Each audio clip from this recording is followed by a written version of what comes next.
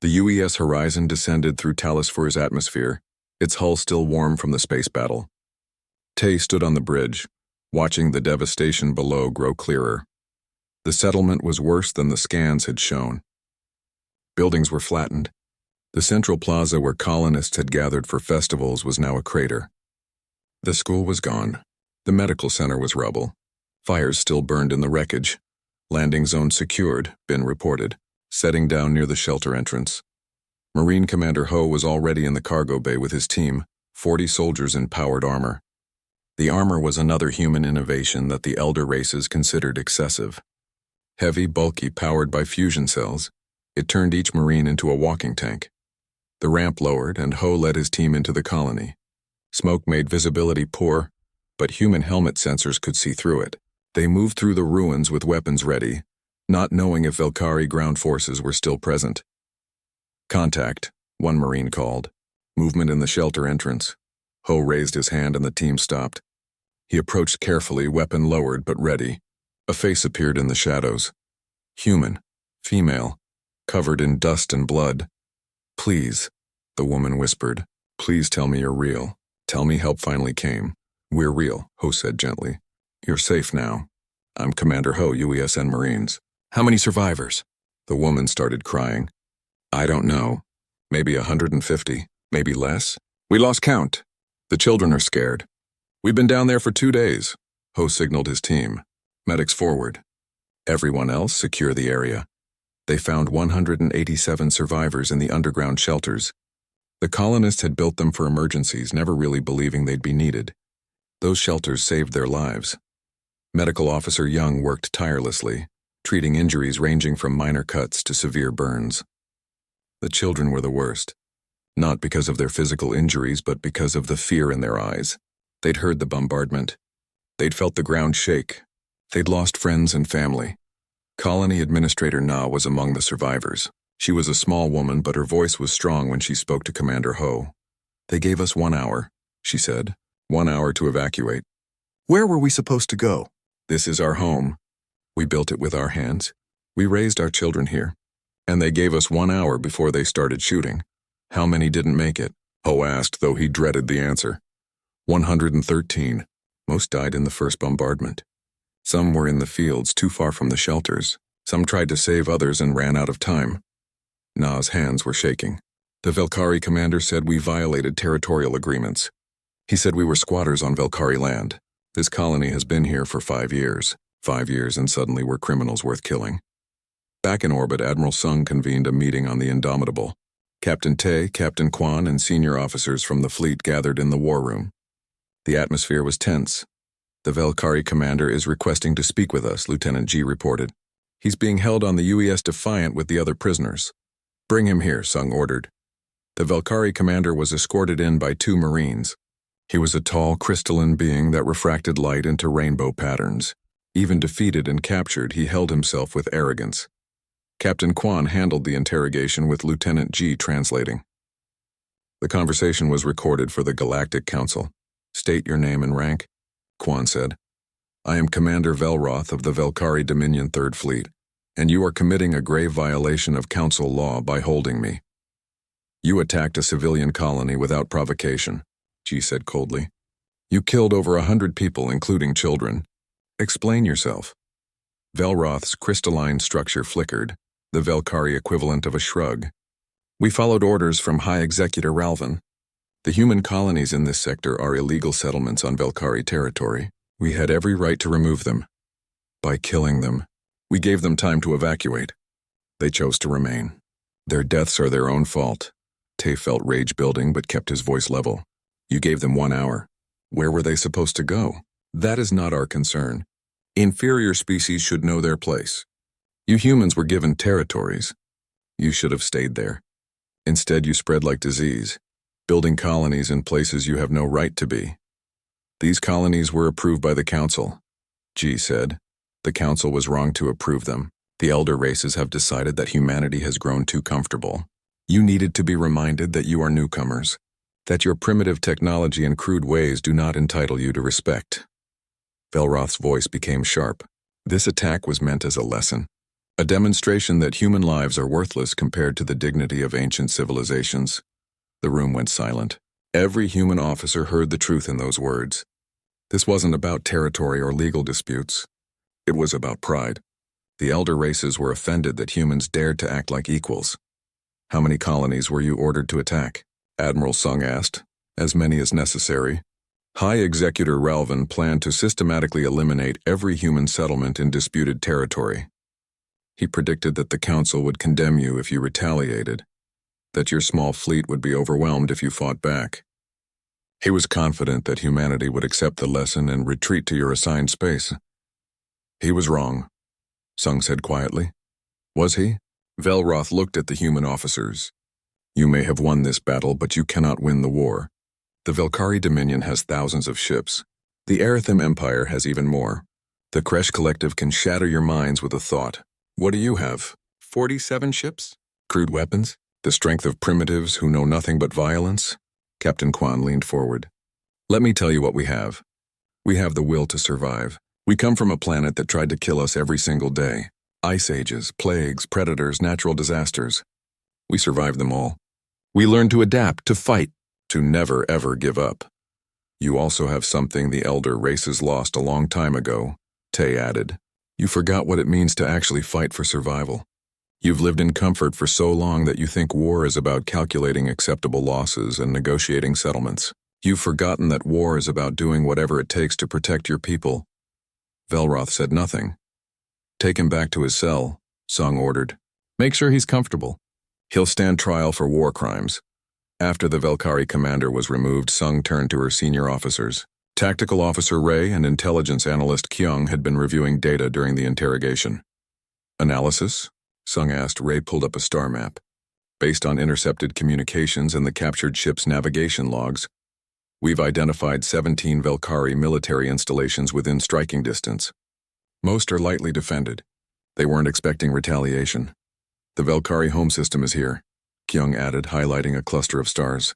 It's heavily defended, but our fleet could reach it in 2 days. The room buzzed with conversation. Attack the Velkari home system? That was bold, almost reckless. It would be seen as an act of war, not just retaliation. What are you proposing, Admiral? Captain Quan asked. Sung studied the map for a long moment. The elder races think we're primitives who got lucky with this battle. They think we'll retreat now, accept our losses and beg the Council for protection. If we do that, every species in the galaxy will know they can attack human colonies without consequences. But if we attack their home system, Tay said slowly, we show them that humanity can strike anywhere, that our small fleet and crude weapons can reach even the most protected Velkari worlds. We wouldn't attack their planets, Sung clarified.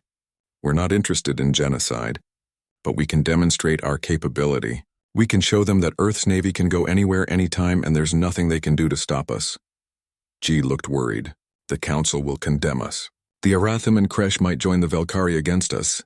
Maybe, Sung admitted. Or maybe they'll finally understand that humanity is not a species to be pushed around. That we've earned our place in the galaxy through strength, not permission. She looked around the room at her officers. I'm not ordering anyone to follow this plan. It's risky. It could start a war that humanity might not win, but I believe it's necessary. The elder races have to learn that attacking humans has consequences. One by one, the officers nodded. Tay was the first to speak. My crew is ready, Admiral. The Horizon will follow you anywhere. Captain Quan nodded. The Indomitable stands with you. Others echoed their support. The decision was made. Admiral Sung contacted Earth's government for approval. The response came quickly. The government authorized the operation with one condition: make it clear that humanity wanted peace but would accept war if necessary. All ships, Sung broadcast across the fleet, prepare for hyperspace jump to the Velkari home system. We're going to knock on their door and show them what happens when you attack a species from a death world. The fleet began preparations. Below, on Talos 4, the survivors watched human ships gathering in orbit.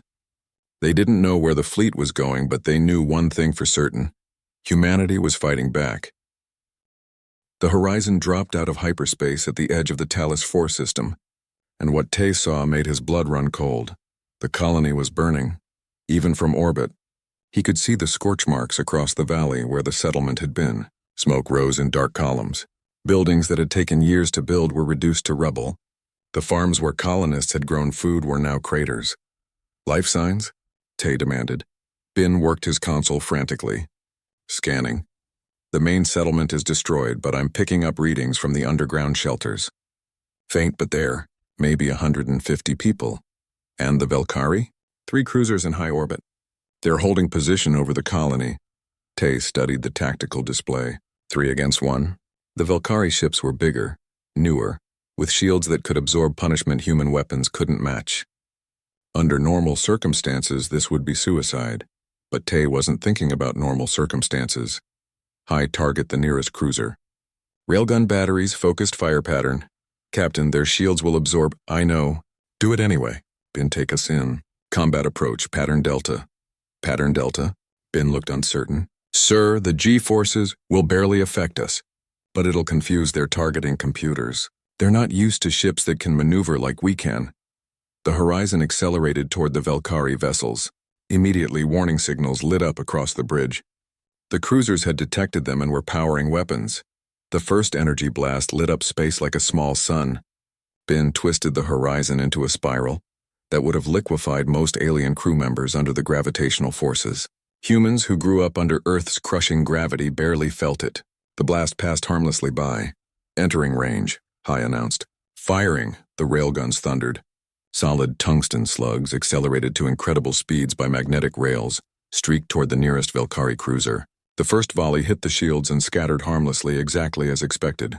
Keep firing. Same target, same point, High obeyed. Round after round slammed into the same section of shield.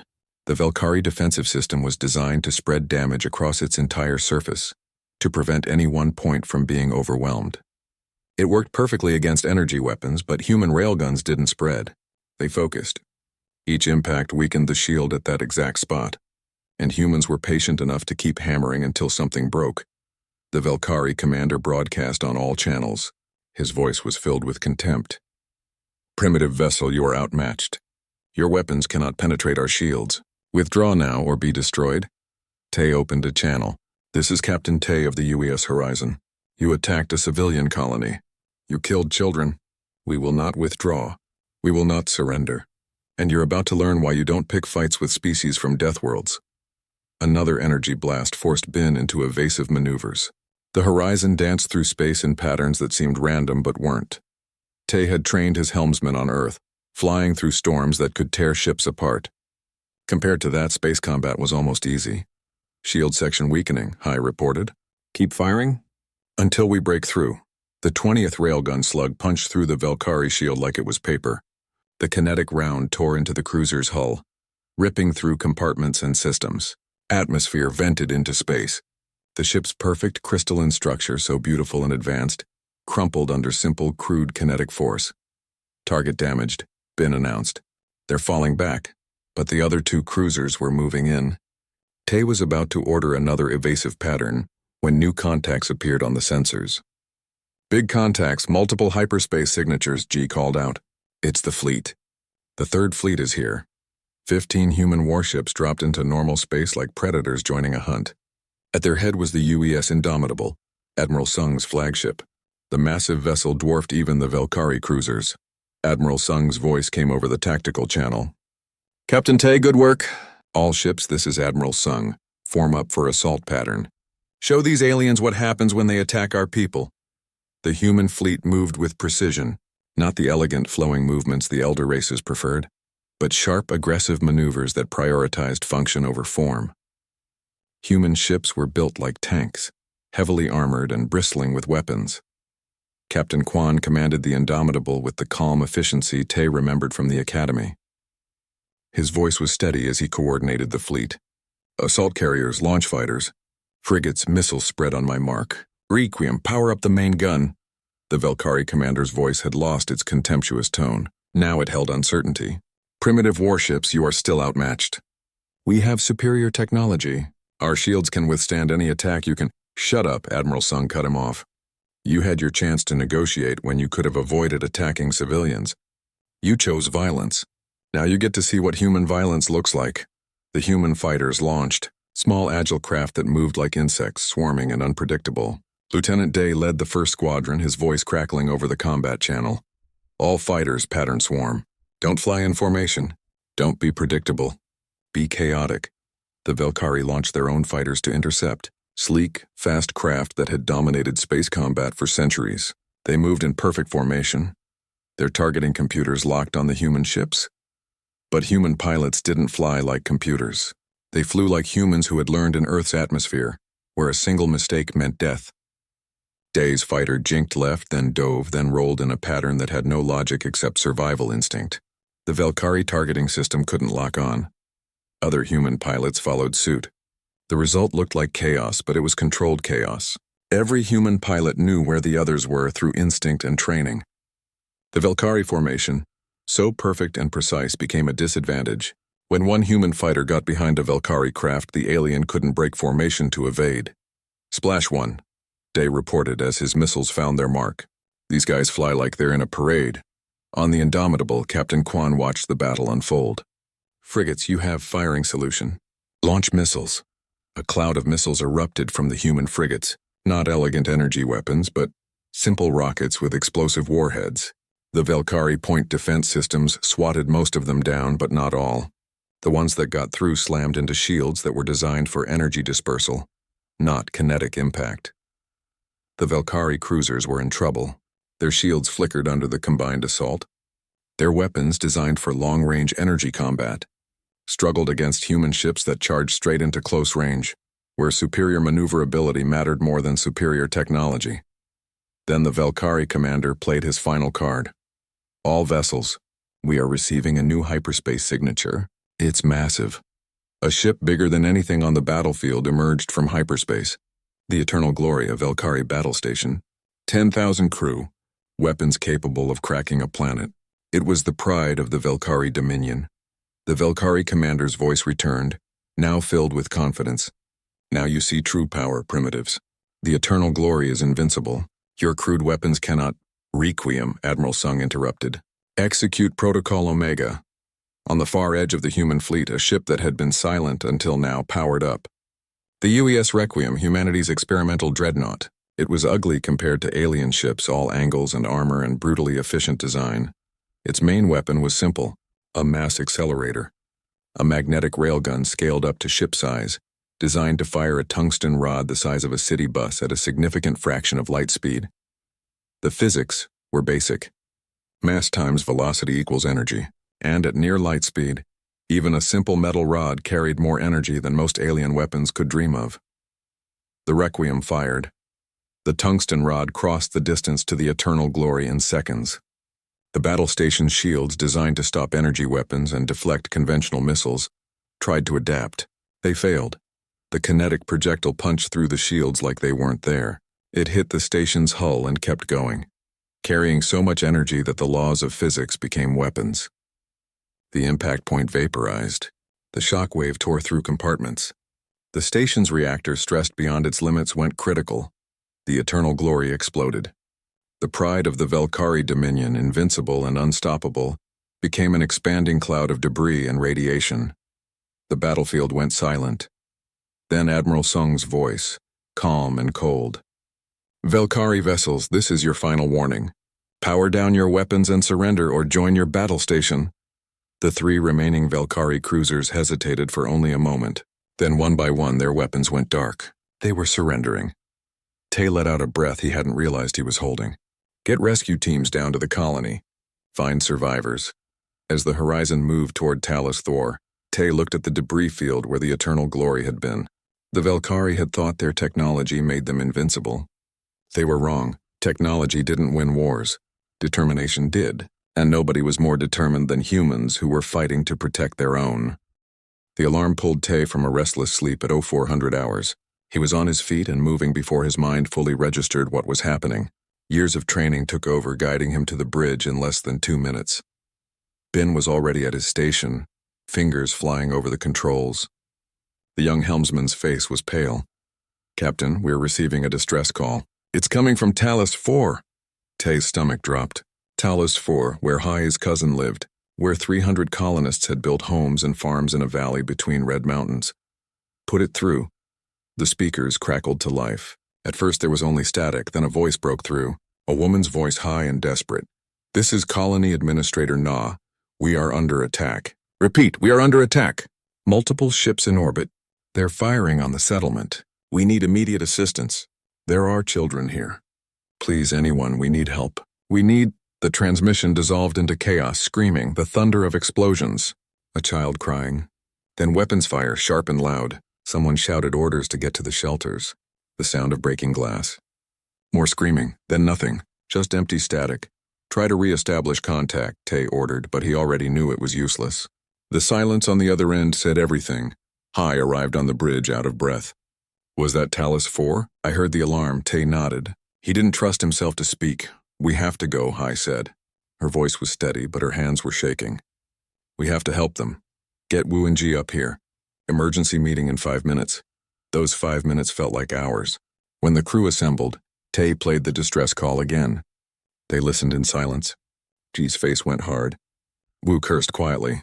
"Bin looks sick." "We need to take this to Commander Velrith," Ji said. "Request permission to investigate." They found the Aratham commander in his office, a vast chamber sized for his crystalline body. He was reviewing reports, his faceted surface catching the light and scattering it across the walls. "Captain Tay," Velrith said without looking up, "it is early for humans to be awake. Your species requires more sleep than civilized beings." Tay ignored the insult. "Commander, we received a distress call from Talos 4. The colony is under attack. We request permission to investigate immediately."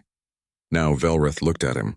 The Aratham's eyes were difficult to read, but Tay thought he saw something like satisfaction in them. "Talos 4, Velrith said slowly. "Yes, I am aware of the situation there." "You're aware?" Ji stepped forward. "People are dying and you're aware?" "The colony violated territorial agreements. The Velkari Dominion has launched a punitive expedition. This is an internal enforcement matter." Tay felt cold fury building in his chest. "Enforcement? They're bombing civilians. We heard children screaming." Velrith waved a crystal appendage dismissively. "Your species should have taught your colonists to respect their betters." The Velkari gave warnings. The colonists ignored them. Consequences were inevitable. 300 people, Hai said, her voice breaking. 70 of them are children. Then their parents should have made better choices. Velrith turned back to his reports. "The Galactic Council will not intervene. This matter is closed." Back on the horizon, Tay immediately opened a quantum relay to Earth. The connection took a few minutes to establish. When Admiral Sung's face appeared on the screen, she already looked grim. "Captain, I heard about Talos IV. It's not the first." "What?" "2 other colonies went silent this week. New Perth and Harmony Station. We sent ships to investigate. New Perth was destroyed. Orbital bombardment. We found 43 survivors out of 200. Harmony Station was evacuated, but the Velkari confiscated all their equipment and supplies. They're stranded." Tay felt the room spinning. 3 colonies. They're targeting us. Yes. Sung's voice was ice. The Velkari are testing us. They want to see if we'll fight back or if we'll accept being pushed around. And they're betting that Council protocols will prevent us from responding. "What are our orders, Admiral?" Sung was quiet for a moment. Behind her, Tay could see other officers moving with purpose. The UES Indomitable was preparing for something. "Captain Tay, you are to proceed to Talos IV immediately. Use any means necessary to protect our people. I'm dispatching the 3rd Fleet to your position. We're invoking Article 7 of the Covenant of Stars." Ji gasped. Article 7 was the right to protect citizens from genocide. It was the only article that allowed military action without Council approval. But using it was a declaration. It meant humanity was willing to fight. "Understood, Admiral. Captain Kwan is commanding the 3rd Fleet. 15 ships, including the Indomitable. We'll be there in 18 hours. Sung leaned closer to the camera. "The Velkari think we're weak. They think our small fleet and old technology means we can't fight back. They're wrong." "Yes, Admiral. One more thing, Tay. The galaxy is watching. How we handle this will define humanity's place in the Council for generations. Show them what Deathworlders can do." The connection ended. Tay turned to his crew. They were all watching him, waiting. "Bin, plot a course to Talos IV. Maximum speed." "Wu, I want every weapon system online and ready. Check the railguns twice. Hey, start running combat scenarios. Velkari cruisers, heavy shields, energy weapons. Ji, send a message to Commander Velrith. Tell him we're leaving the station on a rescue mission. Make it official." The crew jumped into action. Within minutes, the horizon was powering up. Tay watched the energy levels climb, felt the familiar vibration of the engines building to full thrust. G returned from sending the message. Commander Velrith responded. "He says we're making a grave mistake. He says our pathetic fleet will be crushed, and humanity will learn the price of defiance." "Did you respond?" "I told him we'll see about that." The horizon pulled away from Outpost Meridian. Through the view screen, Tay could see other ships moving aside to let them pass. Some were alien vessels, their crews probably wondering what the humans were doing. Others were human transport ships, civilian vessels carrying supplies and colonists to the frontier. All of them were counting on the fleet to protect them. "Course plotted, Captain," Ben reported. "Talos 4 is 16 hours away at current speed. Take us in. And Ben, when we get there, be ready for combat maneuvers. The kind that would kill most aliens." Ben smiled grimly. "The kind we trained for on Earth." "Exactly." As the horizon jumped to faster than light speed, Tay thought about what Admiral Sung had said. Show them what Deathworlders can do. Humanity had been patient for 37 years. They had accepted insults and restrictions. They had followed protocols and played by the rules. But there were some lines that couldn't be crossed. Attacking civilians was one of them. Killing children was another. The Velkari were about to learn that patience wasn't weakness. Restraint wasn't fear. And humans who grew up on a death world knew how to fight in ways that civilized species couldn't imagine. Ty pulled up the tactical display, studying the data they had on Velkari cruisers. Superior shields, advanced energy weapons, faster engines. On paper, they outclassed human ships in every category. But paper didn't account for determination. It didn't account for human ingenuity, or the willingness to take damage that would make other species surrender. It didn't account for the fact that humans had learned warfare on a planet that tried to kill them every single day. The Velkari wanted a fight. They were about to get one, and they were going to regret it. Captain Tay stood at the observation window of Outpost Meridian, watching alien ships drift past like strange fish in an ocean of stars. He had been stationed here for 2 years now, and he still wasn't used to the way the other species looked at him. Their eyes held something cold, something dismissive. "Captain, the morning briefing is ready," said Lieutenant G, stepping onto the bridge. She carried a data pad filled with reports that Tay already knew would be frustrating to read. The briefing room was small, designed for human proportions. Most of the station was built for the Arathim, who stood nearly 8 feet tall with bodies that looked like walking crystals. The Velkari were worse, floating spheres of light that hurt to look at directly, and the Kresh barely had bodies at all, existing mostly as telepathic clouds that made human skin crawl. Tay's crew gathered around the table. Ben, his helmsman, was young but sharp. Hai, the weapons officer, had steady hands and a steadier mind. Wu, the chief engineer, could fix anything with enough time and coffee. Together they ran the UES Horizon, one of humanity's 47 military vessels. "Station Commander Velrith has denied our request again," G said, pulling up the message on the screen. "He says human ships are not authorized to patrol Sector 7. He calls it a matter of protocol." Tay read the message and felt his jaw tighten.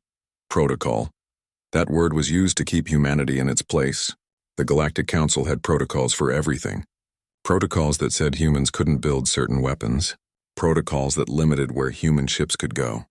Protocols that made sure everyone remembered that Earth was new to the galaxy. And new meant inferior. "How long have we been part of the Council?" Ben asked. 37 years, Wu answered. "Not even a blink of an eye to them. That was the problem. The Elder races, the Velkari Dominion, the Kresh Collective, and the Arathim Empire had been part of the galaxy for thousands of years. They had technology that seemed like magic. They had territories spanning hundreds of systems, and they had attitudes that made it clear they saw humanity as barely evolved apes who got lucky enough to discover faster-than-light travel." Tay remembered his first meeting with Commander Velrith.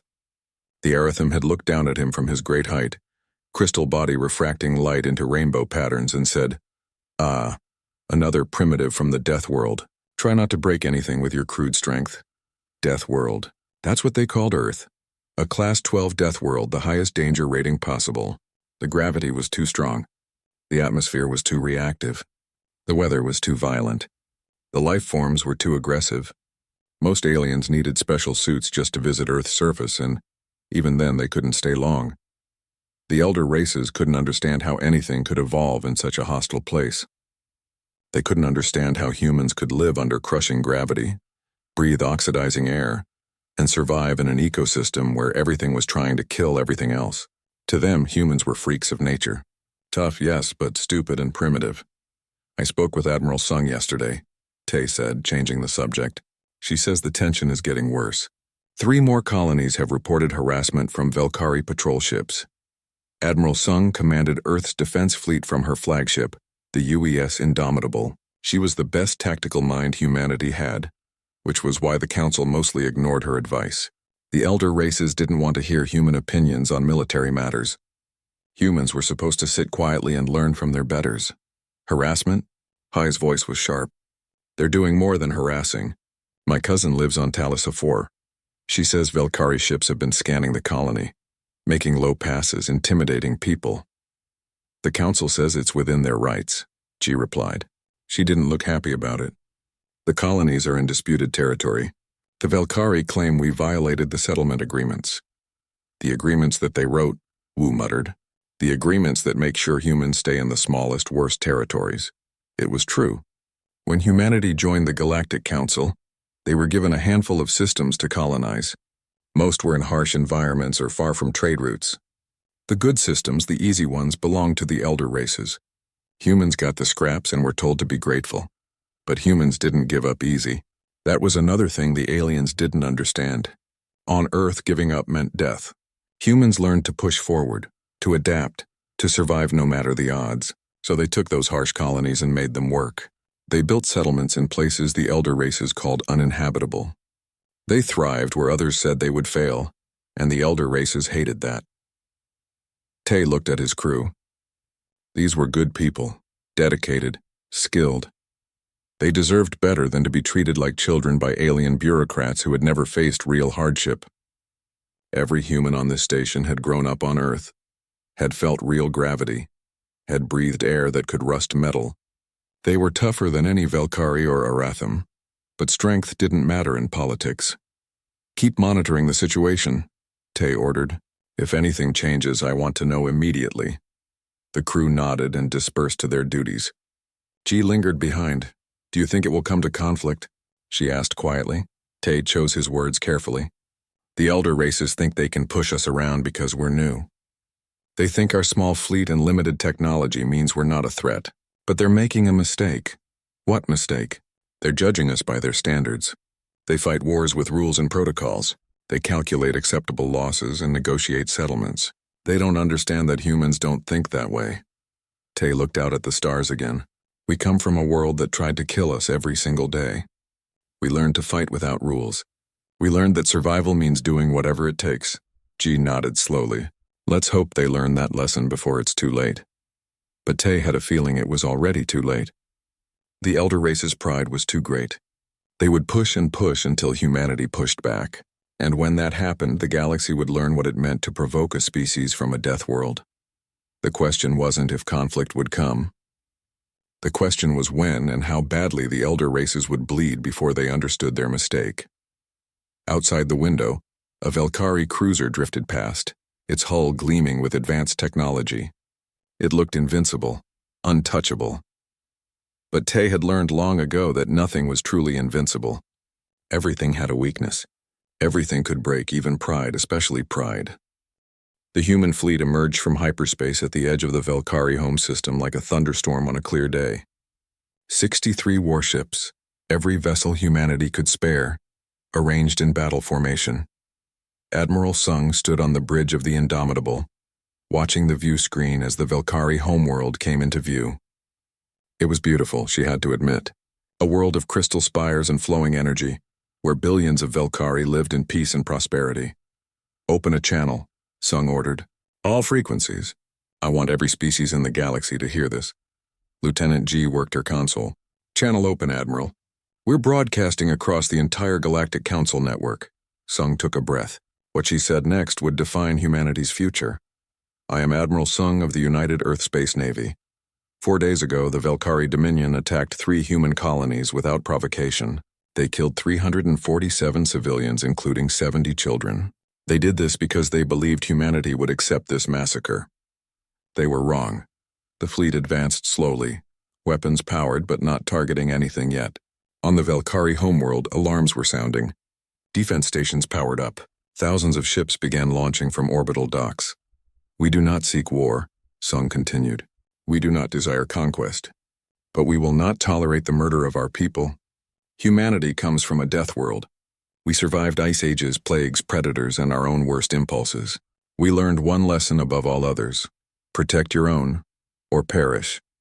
Captain Tay watched from the horizon as Velkari ships formed defensive lines. There were hundreds of them, far more than the human fleet could fight. But that wasn't the point. The point was to show that humanity could reach this far, could threaten even the most protected Velkari territory. "The human fleet will hold position here for 72 hours. Sung said. "We are not attacking. We are demonstrating. Every species in the galaxy now knows that attacking human colonies has consequences. That Earth's navy can strike anywhere, anytime." On the Velkari homeworld, panic was spreading. Never in their 10,000-year history had an enemy fleet appeared in their home system. Their technology was superior. Their defenses were strong. But the humans were here anyway, and that psychological impact was devastating. The Galactic Council convened an emergency session within hours. Representatives from every species watched the situation unfold. The debate was fierce. The Kresh Collective demanded immediate human withdrawal, threatening sanctions and military action. The Aratham Empire echoed their demands, calling the human fleet's presence an act of war. But other voices spoke up too. The Taurian Republic, a younger species that had suffered under elder race arrogance, voiced support for humanity. For too long, the elder races have treated newer species as inferior. They enforce rules that benefit themselves and punish those who dare to compete. Humanity has shown that they will not accept this treatment. The Mandesh clans agreed. "Our colonies have been harassed for decades. We watched as elder race ships violated our territory, and the Council did nothing. Now we see what happens when a species has the courage to fight back." The Sirius Assembly, usually neutral, surprised everyone by siding with humanity. "The evidence is clear. The Velkari attacked civilian colonies with military forces. This was not law enforcement. This was genocide. Humanity's response is justified." Captain Tay was summoned to represent Earth at the Council session. He traveled there on a fast courier, leaving the horizon under Bin's command. Standing before the assembled representatives, he felt the weight of billions of human lives on his shoulders. The Velkari representative, a high-ranking official named Kelthis, spoke first. His voice dripped with contempt even in defeat. "The human fleet threatens our homeworld. They speak of peace while holding weapons to our heads. This is barbaric behavior from a barbaric species. The Council must condemn them." Tay waited until Kelthis finished, then spoke calmly. 4 days ago, Velkari warships appeared over Talos IV. They gave the colonists 1 hour to evacuate. Where were they supposed to go? It was their home. They had built it with their own hands, raised their children there, and the Velkari gave them 1 hour before opening fire. He pulled up images from the colony. Dead children, destroyed homes, families torn apart. The Velkari say we are barbaric, yet we are not the ones who bombed civilians. We are not the ones who killed children to make a political point. We came to your system not to kill but to demonstrate, to show that humanity will protect its people no matter the cost. The council chamber was silent. "You call us primitives," Tay continued. "You look down on us because we come from a death world, because our technology is younger, because we don't have thousands of years of history. But we have something you've forgotten. We have the will to fight for what matters, not for pride, not for territory, for our families, for our future." Kelthis tried to respond, but Tay cut him off. "Humanity's demands are simple. Full recognition of all human colonies, including those in disputed territory. Full voting rights on the Galactic Council, not observer status, and the arrest and trial of High Executor Ralvin for war crimes. Accept these terms or humanity withdraws from the Council and forms our own alliance with any species willing to join us." The threat was clear. The younger species were watching. If the Council didn't give humanity justice, other species would follow Earth's example. The galactic order that had stood for millennia would fracture. 3 days of debate followed. 3 days where the human fleet held position in the Velkari home system, a constant reminder of what Deathworlders could do. Admiral Sung refused to move. Every attempt at negotiation was met with the same response. Meet our terms or we leave the council. On the 4th day, the Velkari Dominion capitulated. High Executor Ralvin was arrested and surrendered for trial. The council granted humanity full membership with complete voting rights. All human colonies, including those in disputed territory, received official recognition. The restrictions on human expansion were lifted, but the real change was more subtle. When Captain Tay returned to Outpost Meridian, Commander Velrith was gone. In his place was a Torian officer named Kess, who greeted Tay with respect instead of contempt. "Captain Tay, welcome back. Your quarters have been upgraded and your requests for patrol authorization have been approved." Tay almost didn't know how to respond. For 2 years he'd been treated like a primitive. Now suddenly he was being treated as an equal. Engineer Wu noticed the change too. When he walked through the station, aliens moved aside respectfully instead of ignoring him. Some even nodded in greeting. The whispers that followed him weren't mocking anymore. They were cautious.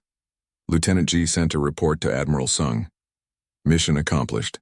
The galaxy knows what Deathworlders can do." Sung's response was brief. "Good. Now they'll think twice before testing us again." On Talos 4, reconstruction began. The survivors voted to rebuild rather than abandon their home. Marine Commander Ho's troops remained as protection, and this time the Galactic Council didn't object. No species would dare attack a human colony now. The UES Requiem became legendary, the ship that destroyed the Eternal Glory with a single shot. Other species began studying human weapons technology, trying to understand how primitives had defeated advanced shields. The answer was simpler than they expected. Humans used physics instead of trying to outsmart it. Captain Kwan received a promotion to Fleet Admiral, commanding an expanded navy. Earth shipyards worked overtime building new vessels. The 47-ship fleet grew to 90 within 6 months. Other species wanted to buy human weapons, human armor, human training. The galaxy was changing. In the final days before the Horizon departed for new assignments, Captain Tay stood on the observation deck with Bin and Hai. They watched as construction ships arrived at Talos 4, ready to rebuild the colony. "Do you think they'll try again?" Hai asked. "The elder races?" Tay considered the question. "Maybe. Probably. Pride dies hard, and the Velkari, Aratham, and Kresh have centuries of it. Not for a long time, and when they do, they'll remember what happened when they mistook our patience for weakness." Bin pointed toward Earth's sun, barely visible in the distance. "We're a long way from home," Tay smiled. "No, home is where humans are. That's what they don't understand. Every colony, every ship, every outpost, that's Earth too. And Earth doesn't abandon its own." The stars stretched endlessly before them, full of challenge and opportunity. Humanity had announced its presence to the galaxy not with words but with action. The elder races had learned that Deathworld species were called that for a reason. On Earth, children would learn about the Battle of Talos 4, about Admiral Sung's bold decision, about the Horizon stand against impossible odds, about the day humanity stopped accepting insults and started demanding respect. The galaxy had 3 ancient civilizations. Now it had a 4th power to reckon with, not because humans had the best technology or the longest history, but because they had something the elder races had lost over millennia of comfort and safety. They had the will to fight for what mattered, the determination to protect their own, the refusal to accept defeat. They were Deathworlders, and the galaxy would never forget it. High above Talos 4, the human fleet prepared to disperse to their new assignments. The crisis was over. Peace had been achieved.